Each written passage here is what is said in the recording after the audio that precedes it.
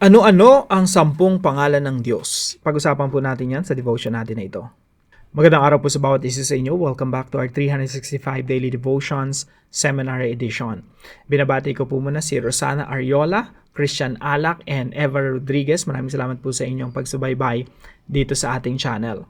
Now, yung topic po natin ay patungkol po sa mga pangalan ng Diyos. Names of God. The names of God in Scripture are not just labels. So, yung pangalan ng Diyos ay hindi lang basta pangalan. They are revelations of His character. Ito po ay kapahayagan ng Diyos patungkol sa kanyang sarili, yung character niya, yung power, and relationship with His people. Each name carries with it a glimpse of who He is. So, bawat pangalan ng Diyos, nagkakaroon ka ng pagkakakilala ano yung character niya, kung sino siya. So, for example, Yahweh. Yahweh speaks of His eternal, self-existent nature. Pag sinabi nating El Shaddai of His mighty sufficiency. Pag Jehovah Jireh, of His provision. And these names remind us that God is not distant or impersonal. He reveals Himself through names that meet us in our needs, circumstances, and worship. Now, sa Bible po, marami pong pangalan ng Diyos at maraming itinatawag ang Diyos. Maraming itinatawag yung tao sa Diyos. Tama ba? Yung mga tao, maraming katawagan patungkol sa Diyos. So, ito po, marami dito sa listahan, sa picture natin, no? Now, pumili lamang po ako ng 10, yung mga common and familiar, and I hope makover po natin dito sa devotion natin na ito. So, ano-ano po yon? Yahweh, Elohim, Adonai, El Shaddai, Jehovah Jireh, Jehovah Rapha, Jehovah Shalom, Jehovah Nisi, Jehovah Chidkenu, and Emmanuel. Now, mag-focus po muna tayo doon sa Yahweh. I am who I am. Now, sa Exodus chapter 3 po, ito yung mga panahon na si Moses ay nasa Midian at si Moses nakakita siya ng isang halaman na nag-aapoy pero hindi nasusunog. And eventually, kinausap siya ni Yahweh. So, sabi ni Yahweh sa kanya, Moses, bumalik ka sa Egypt at palayain mo yung bayan ng Israel. Sabi ni Moses, sigurado ako, pagdating ko ron, tatanungin nila ano yung pangalan ng nagsugo sa akin, ano yung pangalan ng Diyos na nagsugo sa akin, what is His name? Ito po yung sagot ng Diyos kay Moses patungkol doon sa tanong na, ano bang pangalan ng Diyos? God said to Moses, I am who I am. This is what you are to say to the Israelites. I am has sent me to you. Ako ay si Ako nga. Yan yung pangalan ko, sabi niya. Sinugo ako sa inyo ni Ako nga. And then dito sa last part, this is my name forever. The name you shall call me from generation to generation. Ito ang aking pangalan magpakailanman at ito ang itatawag sa akin ng lahat ng mga lahi. Kaya po yung pangalan ng Diyos ay Yahweh or Jehovah. Ang ibig sabihin po ay I am who I am. Now, ito po yung katuroan natin ngayong araw. God's names are His revelation of Himself. Pag binanggit po ng Diyos yung kanyang pangalan, ito po ay kapahayagan ng Diyos patungkol sa kanyang sarili. For example po, yung Yahweh, I am who I am. Ito po yung masasabi nating favorite name ng Diyos kapag po ang pinag-uusapan ay promise. Kaya po ito ay sinasabi ng mga theologians na ito yung covenantal name of God. Ibig sabihin, yung pangako ng Diyos na He will, may covenant kasi yung Diyos tsaka yung Israel, I will be your God and you will be my people. So, every time na bina-violate ng Israel yung kasunduan na magpapasakop sila sa Diyos at sasamba sila sa Diyos-Diyosan, laging sasabihin ng Diyos, I am Yahweh. I am your Yahweh. I am who I am. I am your God. I am faithful to you. I am faithful to my promises. Pero kayo, hindi kayo faithful sa akin. No? So, yung name ng Diyos, yung covenantal name ng Diyos ay Yahweh. I am who I am. And I believe, kaya ganito yung pangalan ni Lord, ni God, I am who I am, Yahweh. Ibig sabihin, pag may sinabi siya, may pinangako siya, lagi niyang tinutupad, hindi pwedeng hindi niya tutuparin kasi nakataya yung pangalan niya, I am who I am. Mangyayari lahat ng sinasabi ko because I am who I am. Maganda nga po rito sa mga nakasulat dito, no? Pag sinabing El Shaddai, sabi ng Diyos kay Abraham, meron pong isang passage dito na tingnan natin. Sa Exodus chapter 17, verse 1. Si Abraham nito ay may edad na, hindi na magkakaanak. Pero sabi ng Diyos sa kanya, I am God Almighty. I am El Shaddai. Yahweh El Shaddai. Ako ay makapangyarihan sa lahat. Yes, matanda na yung asawa mo, pero may pangako ako sa iyo. Tutuparin ko yung pangako ko. I am Yahweh El Shaddai. Ako yung makapangyarihan sa lahat. So what's the problem, Abraham? Yung basically sinasabi ng Diyos dito I am God Almighty. What's the problem? Kaya kong gawin ang lahat ng aking ipinangako. El Shaddai, God Almighty, makapangyarihan sa lahat. So tandaan po natin, God's names are His revelation of Himself. Ang mga pangalan ng Diyos ay kapahayagan ng Diyos tungkol sa Kanyang sarili. Pangalawa po, God's names are His ways of relating to us. Yung pangalan ng Diyos, yun yung or yung katawagan ng mga tao sa Biblia, kagaya ni Abraham sa Diyos, yun yung kaparaanan ng Diyos kung paano nakikirelate siya, nakikipag-ugnayan siya sa kanyang bayan or sa people of God. Kagaya po nito, sabi po ni Lord, for example, sa yung number 5 natin, Jehovah Jireh, the Lord will provide. Ibig sabihin ng Diyos, I'm your provider. No? Ako yung mag-provide. At ang original context po nito ay si Isaac inalay ni Abraham. Pero pinigilan ng anghel. Tapos sabi ng Diyos sa kanya, I am Jehovah Jireh. Ako magpro-provide ng alay. Someday, isusugo ko ang aking anak, si Jesus Christ. At siya talaga yung alay. Hindi si Isaac, hindi ang anak mo Abraham, kundi ang aking anak. Siya yung alay. So, Jehovah Jireh. Kaya tinawag yung bundok na yun na Jehovah Jireh. The Lord will provide. So, basically, pag sinabi ng Diyos yung kanyang identity, for example, Jehovah Rapha, I am the Lord who heals. Ako yung Diyos na nagpapagaling. Ako yung nagpapagaling sa bayan ko. Ako nagpapagaling sa mga tagasunod ko. So, this is how God relates to His people. Kaya maganda po sa application natin, mamaya, pag nananalangin tayo, maganda binabanggit mo rin yung pangalan ng Diyos Kasi yun yung kaparaanan ng Diyos. That's how God relate to us. So, pangatlo po, God's names are His commitment to us. Yung pangalan po ng Diyos o yung mga kapahayagan ng Diyos patungkol sa kanyang sarili, ito po yung commitment ng Diyos sa atin. Kaya pag sinabi natin Jehovah Shalom, ibig sabihin the Lord is our peace. Jehovah Rapha, the Lord who heals.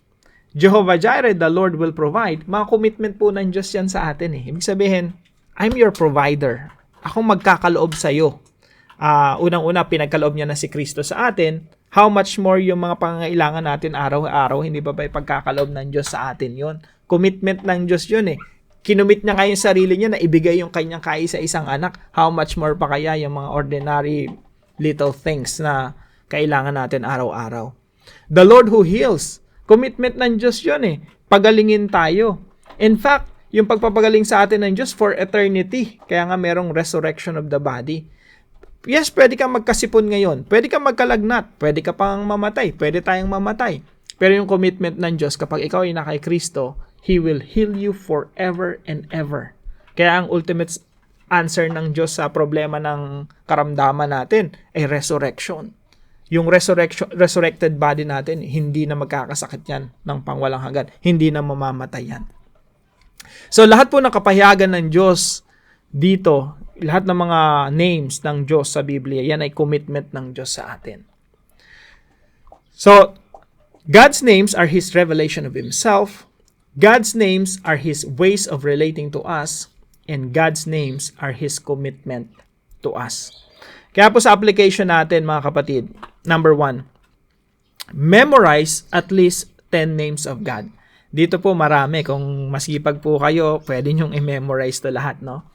Pero dito po sa devotion natin na to, naglista lamang po tayo ng 10. I-memorize po natin yung mga pangalan ng Diyos. So, memorize at least 10 names of God. Bakit po natin i-memorize? Ano bang benefit sa atin ng i-memorize natin yon? Point number 2, meditate on God's names and their meanings. Para po ma-meditate natin siya from our mind, yung hindi na natin binabasa, no? Memorize natin yung mga names ng Diyos. Technically po, hindi yun lahat names, hindi proper name, yung iba doon mga titles. So, maganda kung memorize natin yung mga yon. At the same time, minimeditate natin, Lord, you are my Jehovah Rapha. You are my healer. So, dumudulog po ako sa inyo, humingi po ako ng kagalingan. Not just for me, but also for my family members and friends and churchmates. Lord, you are my Jehovah Jireh. Salamat, Panginoon, kasi kayo yung nag-provide ng Kristo na tagapagligtas ko. You provided your Son as the final sacrifice. So, kung binigay nyo na si Kristo para sa akin, Lord, ang liliit lang ng mga prayer request ko, pwede ba ibigay nyo rin po sa akin? So, maganda po yung gano'n, no? Merong meditation, minimeditate mo. So, grabe yung Diyos, no? He revealed Himself this way. So, Lord, you are my El Shaddai. No? Kayo yung makapangyarihan sa lahat. You are my Elohim. Ikaw yung nag-create ng lahat ng bagay. Nothing is impossible for you. You are the Almighty. Kaya kapag alam natin, memorize natin mga pangalan ng Diyos, minimeditate natin yung kahulugan ng mga pangalan ng Diyos, may a-apply talaga natin yan sa ating mga buhay. May strengthen, mapapalakas talaga yung ating pananampalataya. And point number 3 po, mention God's names in your prayers. So kapag nananalangin po tayo, maganda. Hindi po ito yung parang ritual na lang, para tayong may orasyon na binabanggit natin yung pangalan ng Diyos. Hindi po ganon. Pag binabanggit natin yung pangalan ng Diyos, we really mean it. Talagang bukal, tao sa ating mga puso na binibigkas natin, Lord, you are my Jehovah Jireh. You are my Jehovah Rapha. You are my Jehovah Nisi. Means the Lord is my victory. So, kapag yun binabanggit natin sa ating mga panalangin, ibig sabihin, nire-remind natin yung ating mga sarili, sino ba yung Diyos na tinatawag natin? Sino ba yung Diyos na kinakausap natin? Lord, talunan ako ngayon. Sobrang loser ako. Ang dami kong palpak na ginawa. Ginagawa ko naman yung best ko, pero parang kulang pa rin. Or may mga hamon tayo sa buhay na kailangan nating mapagtagumpayan. May mga challenges, may mga problema tayong kinakaharap. Pwede nating sabihin sa ating panalangin, Lord, you are my Jehovah Nisi. You are my banner. You are my victory. Kung paano nagtagumpay si Moses nung binanggit niya yung Jehovah Nisi, ganun din ako magtatagumpay ngayon para to sa kapurihan mo, sa kaluwalhatian mo. So, kiniklaim ko yung pangalan mo na ma-experience ko. Not just knowing your name, but experiencing your name. Experiencing your victory. Kaya pag sinasama natin ito sa ating panalangin, nakaka-encourage din na kilala mo at alam mo kung sino yung tinatawag mo, sino yung kinakausap mo, sino yung dinudulugan mo, sino yung pinapanalanginan mo. So, mention God's names in your prayers. Now, para po sa separate video, usually po kasi after this devotion, gumagawa ako ng mga videos, additional video para ma-enrich yung mga talakay natin. Emphasize ko po kung paano po natupad yan sa Panginoong Jesucristo. Lahat po ng names of God, titles, lahat po ng ito ay nag-converge sa katauhan ng Panginoong Jesucristo. Si Jesus Christ po yung fulfillment ng lahat ng mga pangalan na ito ng Diyos. Tatalakayin ko po yan sa separate video. Now, para po sa ating discussion, which name of God speaks to your heart most today and why? Sa mga pangalan ng Diyos na nakasulat dito, ano yung nangungusap sa iyo right now? At bakit? Pag-usapan po natin yan sa ating mga discussion groups. At meron po tayong mga alternative questions. What have you learned from this devotion? How can you practically apply our devotion? So, ito po ay, kung gusto niyo pong mas mahabang discussion. Samahan niyo po ako sa panalangin. O Lord, you are Yahweh, the eternal I am. You are El Roi, the God who sees me, and Jehovah Shalom, my peace in the storm. Thank you for revealing yourself through your names that meet me exactly where I am. When I am afraid, remind me that you are my shepherd. When I feel weak, you are my strength. Help me to trust not just in what you do, but in who you are. My heart overflow with worship as I grow deeper in knowing your name. In Jesus' name I pray. Amen and amen.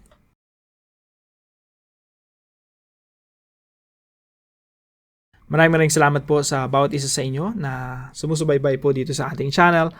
Alas 5 pa lang ng madaling araw ay kasama na natin dito sa ating mga devotions. Salamat po sa inyo. At ma-appreciate ko po kung makikita ko po ang inyong mga pangalan sa comment section right below this video, especially po kung meron kayong natutunan sa devotion natin na ito. Huwag po natin kalimutan na ibahagi itong devotion natin na ito sa ating mga mahal sa buhay at mga kaibigan. Magandang umaga po sa bawat isa sa inyo. Pagpalain ka na ating Panginoon. See you po tomorrow 5 a.m. dito sa ating Daily Devotions.